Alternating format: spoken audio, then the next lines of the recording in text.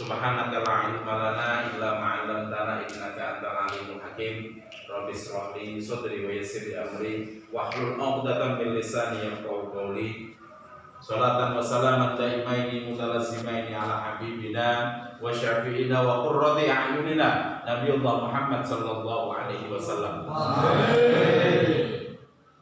Alhamdulillah pagi hari ini kita masih berkumpul, bisa bermuajahah dalam rangka thalabul ilmi.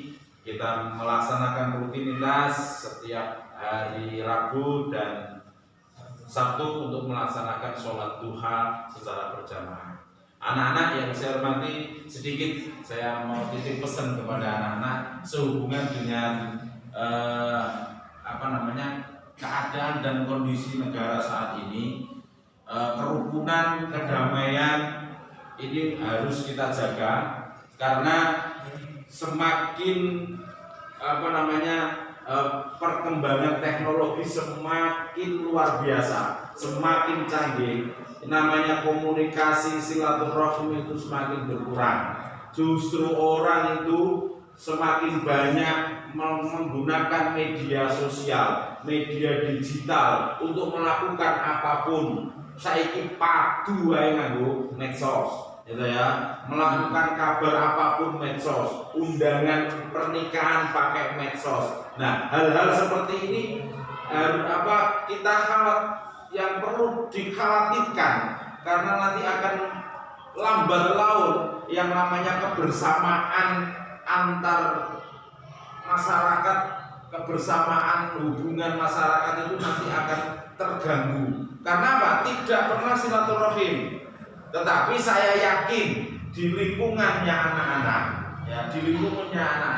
di lingkungan kita masih ada jamaah tahlil, masih ada kumpulan RT, masih ada kondangan dan lain sebagainya. Itu sebagai media bagaimana kita menjalin komunikasi antar warga, antar teman, antar tetangga.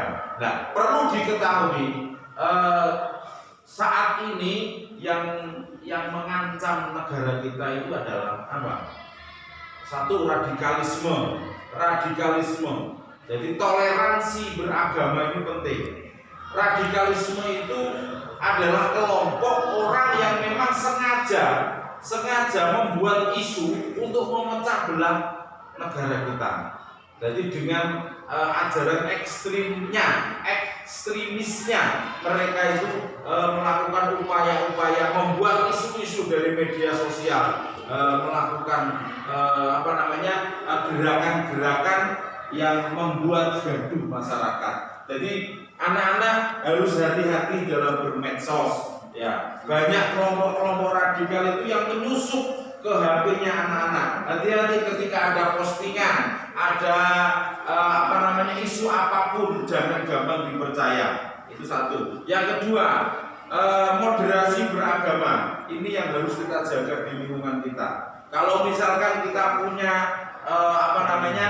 tetangga yang non muslim, maka kita harus saling menghormati karena kita adalah satu bangsa, satu negara. Ketika kita di medsos, ketika ada komentar apapun, mohon maaf, yang komen, yang membuat status itu non muslim, tolong harus dihargai. Ketika tidak sampai memunculkan isu sara, maka kita harus menahan diri. Jadi jangan sampai nanti ada isu apapun terkait dengan moderasi tentang beragama ini menjadi melebar karena ini berbahaya sekali. Jadi kekuatan Indonesia itu ada di Pancasila. Pancasila yang menyatukan kebinekaan, bermacam-macam itu dijadikan satu.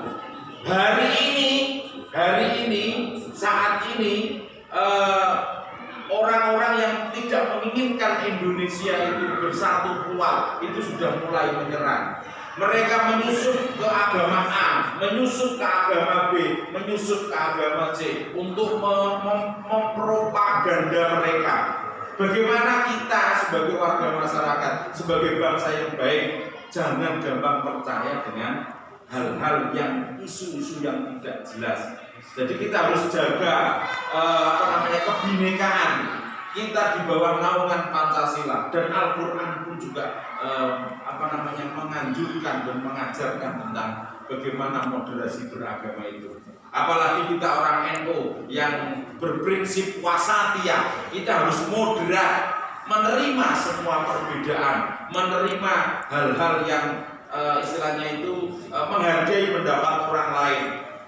Kita ke kancah, kita bertetangga dengan siapapun, kita harus siap menerimanya. Saya kira itu yang dapat saya sampaikan, pesan sedikit ini untuk menjaga bagaimana hubungan antar warga masyarakat, hubungan antar teman, beda kelompok, beda organisasi, jangan sampai itu menjadi pemicu perpecahan.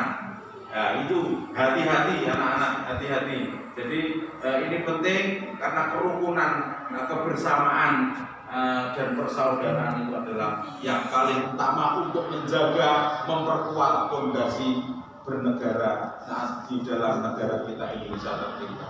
Saya kira itu yang dapat saya sampaikan. Mohon maaf atas kurang lebihnya. Wallahul muwaffiq. Assalamualaikum warahmatullahi wabarakatuh.